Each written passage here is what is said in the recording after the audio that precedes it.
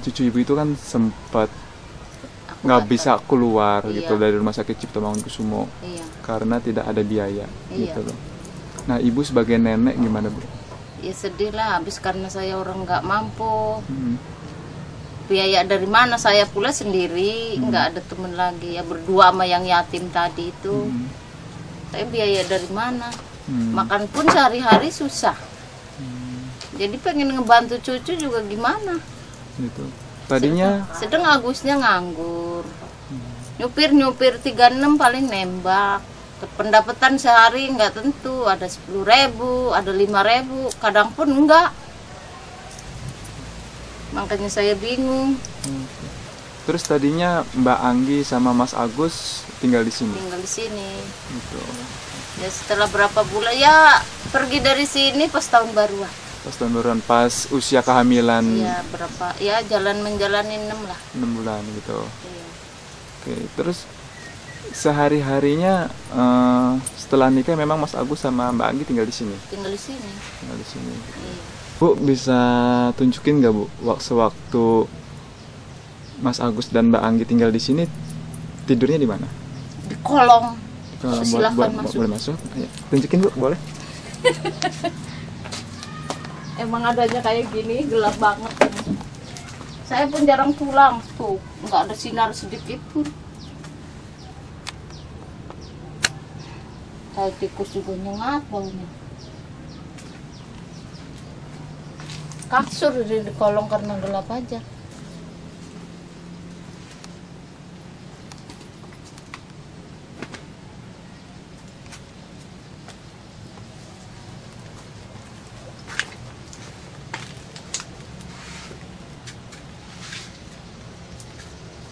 Cerita dong, Bu, tentang kemarin itu kejadian ibu di rumah sakit Cipto itu gimana, Bu? Ribut, maksudnya saya itu waktu itu saya terlambat mengurus surat SKTM. Apa surat SKTM? Iya. Jadinya saya disuruh membayar umum sebesar 31 juta, kurang lebih 31 juta. Nah, karena saya tidak mempunyai uang sebanyak itu, bayi saya ditahan. Ini bayi pertama Ibu? Iya. Gitu. Ibu dirawat di rumah sakit Cipto berapa lama, Bu? Kurang lebih 2 minggu lah. 2 minggu sebelum kelahiran? Enggak, sudah melahirkan. Sudah melahirkan, dirawat 2 minggu? Iya. Oke, terus bayinya sendiri sempat tertahan di rumah sakit Cipto berapa lama, Bu? 2 bulan lebih 1 minggu. 2 bulan sampai lebih 1 minggu? Selama 2 bulan itu Ibu nggak bisa ketemu atau bagaimana? Saya ketemu sih, cuma menjenguknya kan sore saya ke sana. Kan dia kan waktu itu kecil, keluarnya 1,4 ton, jadi di inkubator, taruh di inkubator. Oh gitu, jadi selama 2 bulan itu Ibu pulang pergi nengokin bayi di rumah sakit Cipto? Iya. Gitu. Oke. Penjelasan dari pihak rumah sakit Cipto sendiri kepada Ibu gimana, Bu? Penjelasannya tuh dia harus memenuhi pembayaran itu. Saya nggak punya uang kan, jadinya saya cuma nengok aja gitu. Ternyata saya mau minta ACC surat SKTM itu sama orang DKI nggak di ACC karena saya udah terlambat. Oh gitu.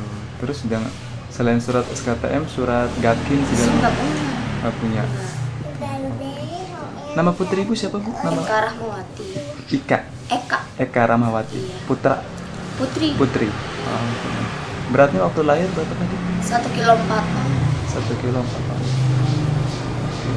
Terus kalau boleh tahu suami sendiri Pak Agus gitu, pekerjaan sehari-harinya apa sih? Sekarang sih lagi nganggur, biasanya jadi supir tembak angkot, angkutan umum KWKT 36. Iya. Nah, terus pas kemarin gitu loh, kejadian itu sempat dipersulit lagi nggak, Bu? Waktu pas hari Senin yang lalu tuh saya kesana ngadep, cuma ditunjukin dari ibu ini ke ibu ini, dari ibu ini ke bapak ini, gitu-gitu aja. Jadinya. Jadi dilempar-lempar? Iya. Sampai akhirnya kemarin bisa keluar itu, akhirnya kemarin gimana ceritanya? Ceritanya ada orang humas datang ke sini. Dia pertama menuju ke Pak RT dulu, Pak RT saya. Pak RT saya Katanya suruh mendampingin saya ke sana. Akhirnya saya dibantukan sama PRT. Saya dibantu sama PRT, kata orang humas itu ngomong katanya tanpa dipungut biaya sepeser pun, katanya gitu. Anak itu keluar. Ternyata pas saya udah sampai di sana, saya disuruh nulis perjanjian hutang, surat perjanjian hutang. Kata dia itu cuman rekayasa, cuman bukti untuk ke negara, bukti ke negara. Kalau nggak dibikin itu, katanya orang rumah sakit nanti kena KPK. Gitu. Oke. Iya. Terus selanjutnya dari surat itu gimana akhirnya ditandatangani atau Iya, suami saya tuh nanda tanganin tuh bahkan di atas materai. Oke. Takutnya nanti ada orang yang nagih, tapi orang rumah sakit sama orang humas dibilang nggak usah takut katanya.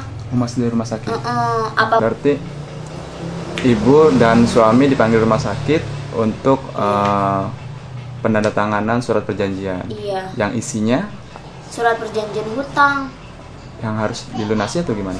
Iya, yang harus dilunasi. Katanya sanggupnya berapa sebulan, katanya gitu.